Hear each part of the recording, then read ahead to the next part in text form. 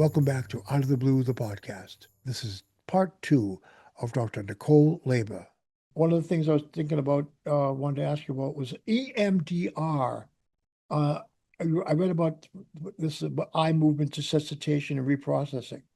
Now, you were saying that that's something that you recommend. Someone coming through for striving for real. To strive is real. That's what the chapter is from, and I want to know more about EMDR. I've heard about it many times. What is it? And how does it work?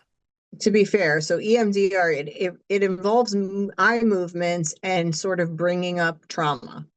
And when you do somatic work, like work with the body, eye movement, body movement, breath work, and you combine it with sort of bringing up the trauma, you're essentially working those two areas of the brain together to kind of rewire things. So it's an effective mode of therapy for trauma. You have to get certified in it. I'm not certified in it. It's a therapeutic modality. So therapists typically will go get trained in EMDR, and then they can use it for trauma work with patients who struggle with that ongoing internalized trauma. So yeah. Yeah, it's interesting how it's about stimulating both sides of the brain. So that's interesting to me. All the trauma work is very interesting because it's a lot of it is really bodily. It's physical combined with the mental to kind of rewire, jumpstart things. Trauma triggers and nervous system gymnastics. Um, I really love that chapter because understanding trauma is a big thing. And this is where it says the science of ACEs, adverse childhood experiences. Um, that I think is probably more prevalent, at least the people that I know that have gotten sober. Um, you don't know it when you're suffering from it, you don't really know it. I mean, until, like I say, until you get introduced to a substance that makes you free from it. And I don't think, you know what? I don't even think I was aware of it for many years. Like when I've been doing like my fifth, fourth step, I started going into like deeper thoughts of stuff that I had, I don't know, glossed over. I guess there's something you do when you're going back over your mind and thinking of your past. I guess I realized that when I did my recent fourth step, um, that I was holding on to things that I felt like really weren't going to hurt me. In fact, I liked to hold on to them because it was my way of having like a voodoo doll that I could take out once in a while, stick pins in it, like you bastards, whatever it was. So, but now, what a relief it was to find that it was a result of sort of childhood trauma that I held on to those things. And for me, that reading your book helped me find that. So I really thank you for that. It was wonderful to get that objective accounting of you cover it in this book, but you do get into it a little bit more in your other book. I'll just say, I think it's fascinating that so much of your body is aware of trauma way before your brain is or your mind is.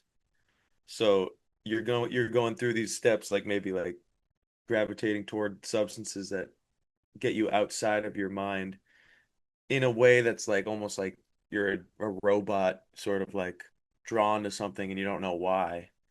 But like this in a lot of cases, like I feel like if I've uncovered some sort of traumatic thing, it's been after, I guess, trying so hard to find something but giving up, and then eventually your body just like releases like this understanding of what you've been through, which is hard to do without therapy. I'll say that. It's hard to it's hard to get to those revelations. But like somatic practices, those are helpful, right? And that's like bodily repeated patterns, right? Like tapping both legs or even like running. Like, yeah, and you actually say things about breath work, Hmm. cold exposure. Hmm. Yeah. I Cold mean, exposure. there's Cold. an older book called The Body Keeps the Score. That's I've Um, heard that, yeah. Yeah, so that book talks a lot about that, about like just your nervous system and how like trauma and energy gets stored in the body and how it can be released or whatever. But yeah, a lot of times you've and it's very similar to like the concept of the in the 12-step programs where they bring the body and the mind will follow. Right? Your mind is so messed up at the beginning that you can't comprehend how going and sitting in a meeting and listening to some people talk about their drinking is going to help you in any way. But they say, well, just trust the process, right? Just go, show up at the meeting, and you'll feel better at the end of it. And every time, for the most part, you go, you wind up feeling better at the end of it, even though you didn't want to. So you basically physically do the thing, and emotionally you'll catch up to that. And so, or fake it till you make it. That's another one people say, oh, you physically embody the person you want to be, and over time you become that person. And so that's what a lot of like trauma gets stored physically and mentally, but it's so locked up mentally that a lot of times the easiest way to access it is to release it physically. And so it's a process. Yeah, because there's a part of your decision making that has to allow your body to go do the thing. And it's Yep. like that moment is really difficult. Like even it reminds me of depression, like how you have to if you just walk outside for even like 20 minutes, you will feel better. It's like that. I mean, look, there's different degrees, of course, but it will be effective in some to some degree.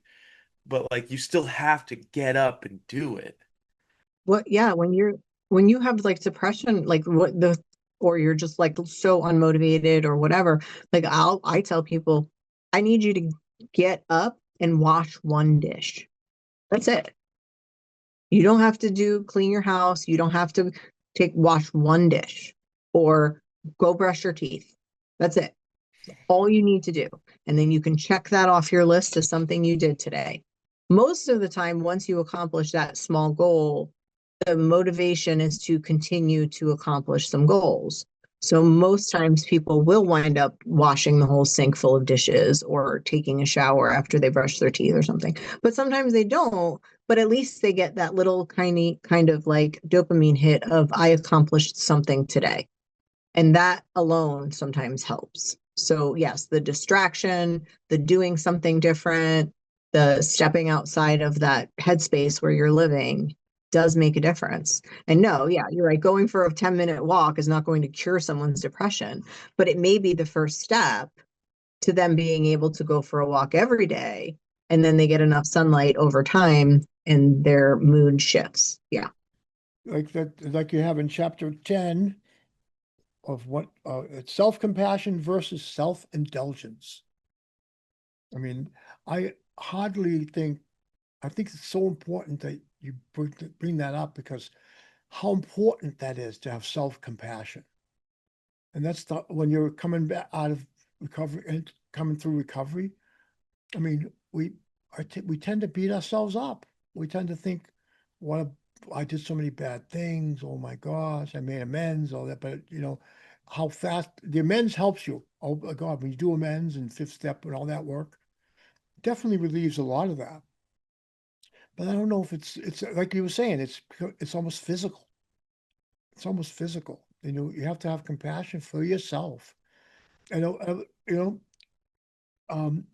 I was saying something the other day, and I even put a little thing on my vlogs that I'm into it. I'm interested in having.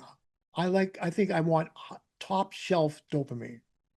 Like in other words, for me, there's a top shelf dopamine. There's a bottom shelf. It's like a quick hit of have a cookie. You know, call somebody up, call an old friend or something. It might last for a half hour. Might feel good, but the top shelf dopamine is really when you do something completely selfless, like it even and I think self-love, self-compassion, self-care almost runs into that level of high top shelf dopamine. Because to do that, I think there's a lot of internal barriers that have to be overcome, like some sort of self-loathing that's almost physical. And so for someone to come out of their recovery and start to realize that taking care of yourself is absolutely maybe even number one on the list. Because if you can't, if you, what, like I always say, you got to give it away to keep it. Well, what if you have nothing to give away? I mean, you got to have something to give away. So why not? You got to start with that. You got to be able to self-care, you know? Is there such a, do you think there's any such thing, any truth to top shelf dopamine? I don't know. Some dopamine does seem like it's more refined and more distilled, even like a high, like a fine aged scotch. Not that I would know. I think that I think that you are correct in the metaphorical sense. Oh, Yes. good, good. That's right. I mean, dopamine is dopamine, the molecule is the molecule, but I think that certain types of activities um, read in the brain more warmly Okay. than others. Yeah. That's Just what, the but interpretation that is validates that metaphor for me. Because I always felt that top shelf dopamine doesn't just light up your brain, it lights up your heart. It does something deep to you. It gives you something, sure. you know. You get dopamine if you go buy yourself a new outfit at the mall, right? That you can afford, that you set money aside for. Like this, it's not something like a compulsion. Like you buy yourself something new, you feel good about it. You get dopamine. You also get dopamine when you help your neighbor, bring in her groceries and put them away. And you may even get the same amount of dopamine from both of those activities, but one of them resonates at a deeper or a more profound level. That's your top shelf. Oh, that's your top shelf dopamine right there. I almost wonder how much of that is like just your subjective opinion on a thing. Like, if you truly believe like you haven't gone out of your way to help or to buy something for yourself and you do, and you feel this like, I really did something for myself. That's amazing. Like I'm finally making the step. Versus if you were always helping your neighbor and then you help them again, like how much of it really is just your perception of a dopamine hit. Yeah, no, I mean that's valid if it's something that you're doing all the time and your brain isn't registering it as something particularly like outside of your norm. But I think that then we're not necessarily comparing apples to apples in that situation, right? So it would be about a novel action versus another novel action. So I'm doing something that I never do or rarely do by buying myself something at the mall that I, don't normally do. And I'm doing something novel and helping out my neighbor. And when you compare the two of them, one of them resonates a little bit differently. But yes, if you're comparing like chronic behavior, like to a novel behavior, like novelty is always going to kind of outshine um, chronicity. So anything that you're doing that's new and exciting is always going to feel like a shiny new dopamine molecule. Um, Yeah, because I'm so thinking like, is it worth? I mean, I've heard it's important to keep doing new things. yeah, It makes it feel like you've had a richer life because you have more experiences, but also maybe for that reason too. Um, but yeah, I'm just thinking like if you frame things in a certain way in your mind that are like they're positive things, but you frame them like this is a really good thing for me to do, could that like help you? I guess.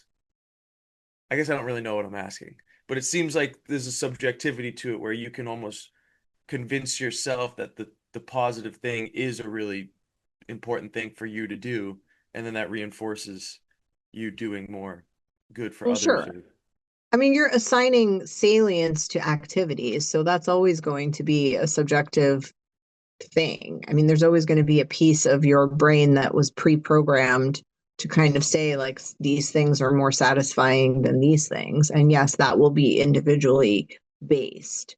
But that was the point. It's not to say that like helping your neighbor is always going to feel better to everyone versus buying themselves something new. That's not necessarily true, but it's to say that there are different things that will create different levels of experience of joy.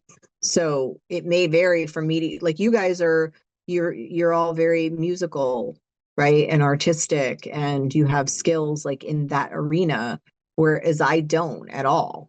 And so for you, doing those things creates a kind of joy for you, an internal satisfaction and salience that I don't get from that, from anything musical or artistic. But it's not to say that it's not important or whatever, but there are things that I do that to me are very like more warm and fuzzy, and this feels like a higher level joy to me than it would say to you. So I feel like when Vernon's talking about top shelf dopamine, that's the experience. It's not that the dopamine itself is any better, and it's not that the experience itself is objectively better. It's simply that you as an individual are going to create in your mind, in your brain chemistry, whether or not that experience is very satisfying or not. And it'll vary from person to person. But yes, there will be different levels of what feels good or doesn't feel good. Yeah. I mean, going back to this wonderful book, you have broken it into 4 sections. Yes. Survive, right? First one, that's a big one. That the first book is pretty much that, right? It's just all Yeah. about survive. Then it's strive, which is, rebuilding your brain. It's all about the rebuild part. Then you arrive. This is the part the arrive and thrive are the 2 sections of the book that I'd like to cover now, because that I feel like is good for anybody. I don't care if you've ever been addicted to anything in your life. Arrive and thrive. Those are the ones. I think those are the ones. Did I say it right? Yeah, that's correct. Yeah. Right. So when you arrive, what would you say is what constitutes arriving? Is it just time of sobriety, or is it more than that? No, I don't think it's really, I mean, time generally will wind up playing a part, but I don't think it's a definitive piece of it.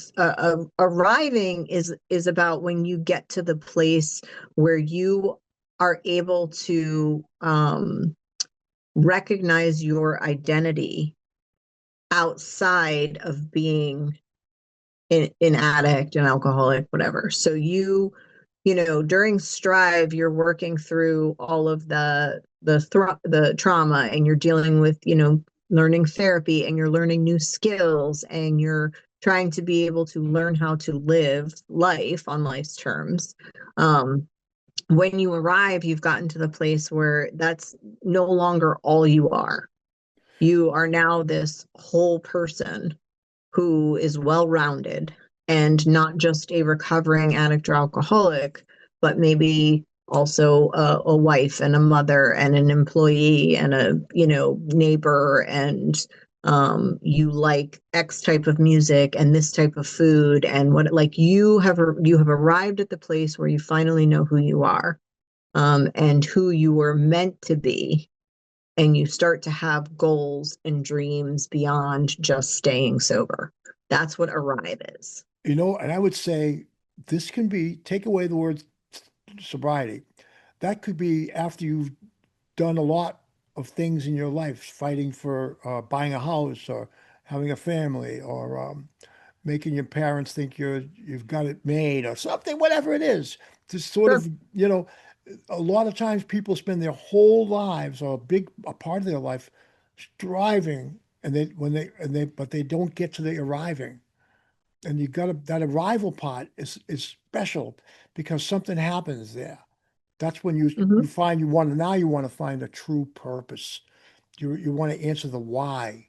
Why am I here? Why am I here? What's my soul's purpose? If you believe in a soul, it's, there are atheists out there that don't believe in the soul, but it doesn't matter. I don't care what you believe. You still have to have a meaning. Your life has, at the point where you're arriving, I think that's when meaning becomes important. And Yeah. that's where this book, and if you read it, you will understand those aspects of arriving, that you can just substitute the addiction for anything, and you could get Correct. just the same amount of useful information that will help whoever you are on whatever path you are. So I think that what the greatest thing about this way you've broken it up is, and I don't want to alienate anybody by saying this, because they might because people are prejudiced about this stuff. But it is almost being able to say that what you're talking about is the fruit of doing the 12 steps. Because the thing about the 12 steps is they do produce a psychic change. And you could Sure. be, right? You could be an atheist or an agnostic or anything. But if you do those steps, the way they are written out, they produce some sort of psychic change. And I don't know even how to describe it, how it happened to me. I didn't expect that to happen. I didn't know it was going to happen. And when it happened, I was like, oh, now I starting to arrive now. Now I find I want to do something with my life that has aligned with my purpose. That's when you discover alignment when you arrive. I think that's a key element of arriving, because then your goal now is to align yourself with a purpose, to align yourself with whatever life is calling you to do. And that's what this is so. I know I'm just being real praising. What's the question, Vernon? Should we ask a damn question? I guess my question is what do you think about that? Your own writing, is that close to what you're thinking, what you're doing? Yeah. So here's what I think about when I was kind of creating this like sections. What I picture was there's this sort of and at the risk of being like woo woo, right? Let's imagine there's like this kind of like glowing embodiment of me. I see myself as this ghostly figure, and that is like that's me realized. That's me living in my purpose and happy and money and kids and whatever, like my goals in life. That's me, and I can see me. And during the survive stage, I'm only able to really like limp towards that person, and she's continuing to move forward, right? Because she's just the future me moving forward, and I'm limping towards that. And then during the strive stage, my body starts to kind of heal a little bit, and I'm able to pick up the pace, and I'm able to kind of start catching up. And the arrive phase is when I step into that body, when I step into that ghostly version of myself, and I have arrived at who I'm supposed to be. Right. And now so I'm in alignment with all of the things that I was meant for. And so that's the arrival stage. Yeah, and I love when you get into the finals book, Thrive. Drive, that it's almost like I don't want I'm sorry if I'm doing this, but it popped in my brain. I'm going to do it. It was almost like Matthew, Mark, Luke, and John, four gospels. It's almost like that. But but it but the but I don't think you meant it to be that, but it's certainly a nice serendipitous comparison.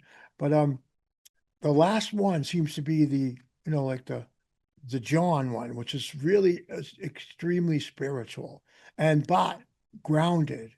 Like you talk a lot about, hey, you've arrived, and now you're here to thrive, right? What you're gonna have shit happen, right? It ain't gonna be perfect, so you got to be ready to handle all that at the same time as arriving. You got your purpose now, but doesn't mean it's going to be perfect.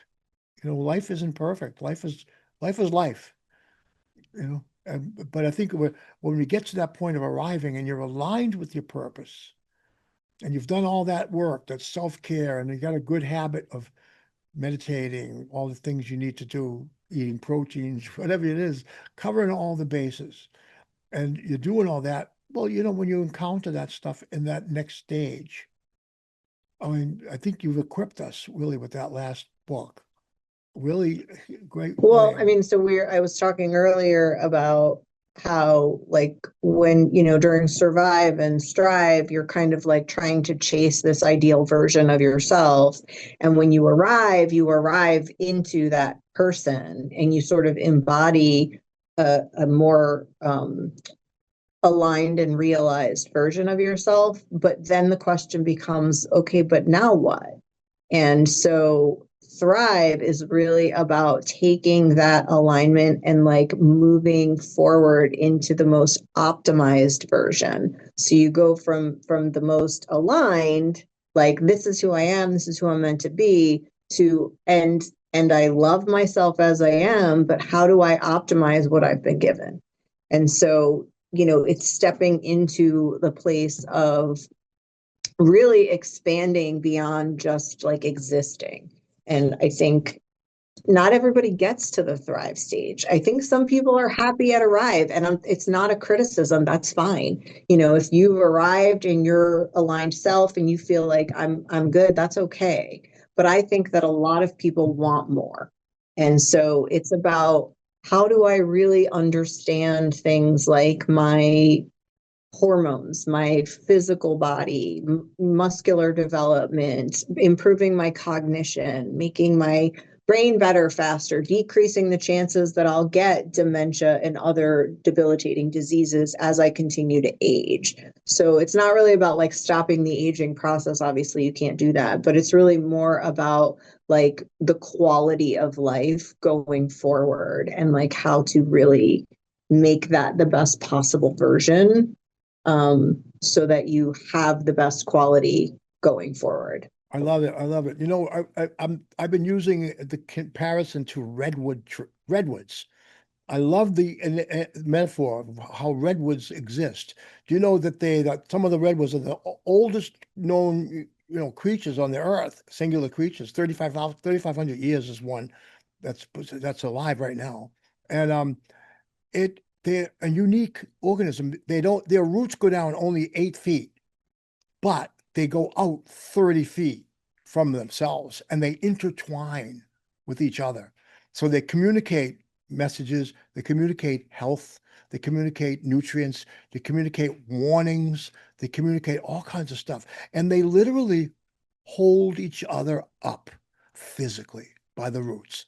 It's an amazing metaphor for what thriving sort of is. What I think the interdependent example that they show in nature is what thriving is. And you think about it, that redwood grows so tall and grows up so high. The one that keeps growing reaches higher, I guess, brings more nutrients down to the rest of the grove. And you know what is really blows my mind? When the redwood dies, when it goes into the ground, a ring of seedlings emerge around it and grow. They call them fairy circles. And that there are plenty of these in redwood groves, you can see them. It's a circle of trees around a stump, a dead stump.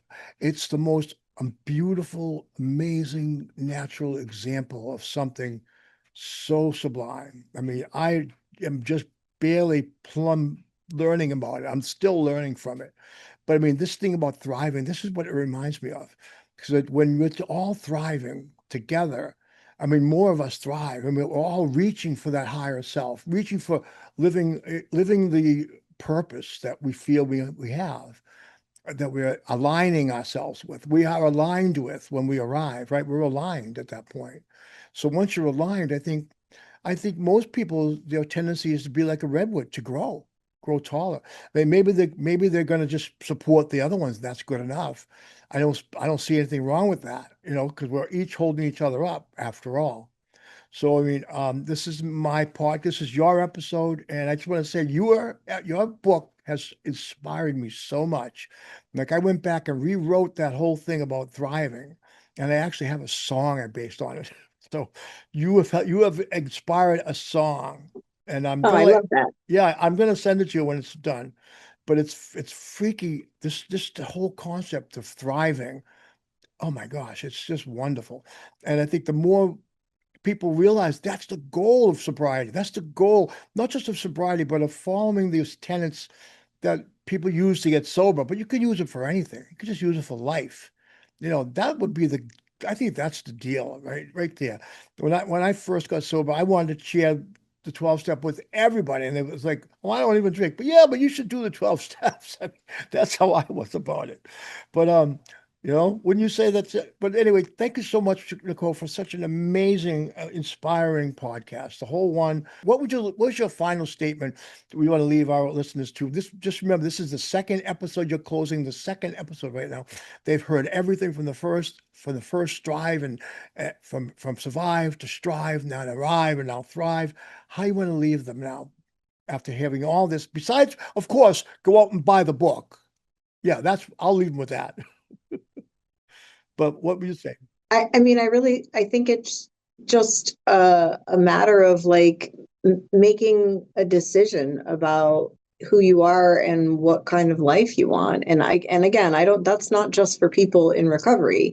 I mean, that's for everybody. I think people in recovery do it a little better because they have had a foundation of desperation, right? So I think that we do it a little bit stronger, better, harder. Maybe that's also because we're addicts and that's part of our nature to go full force. But I think anybody has the ability and the opportunity to like look at their current life and say, how much better could I make this? And what do I need to do to get there? And that's really what Reconstructing is about. I love it.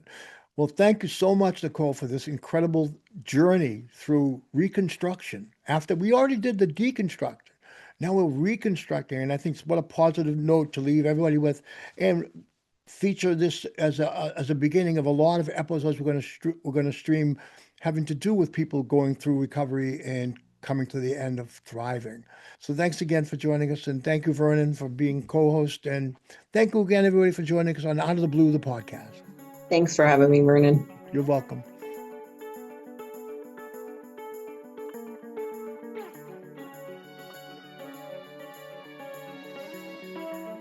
Out of the Blue, the podcast, hosted by me, Vernon West, co-hosted by Vernon West III, edited by Joe Gallo, music and logo by Vernon West III. Have an Out of the Blue story of your own you'd like to share? Reach us at info@outoftheblue-thepodcast.org. Subscribe to Out of the Blue on Apple Podcasts, Spotify, or wherever you get your podcasts, and on our website, outoftheblue-thepodcast.org.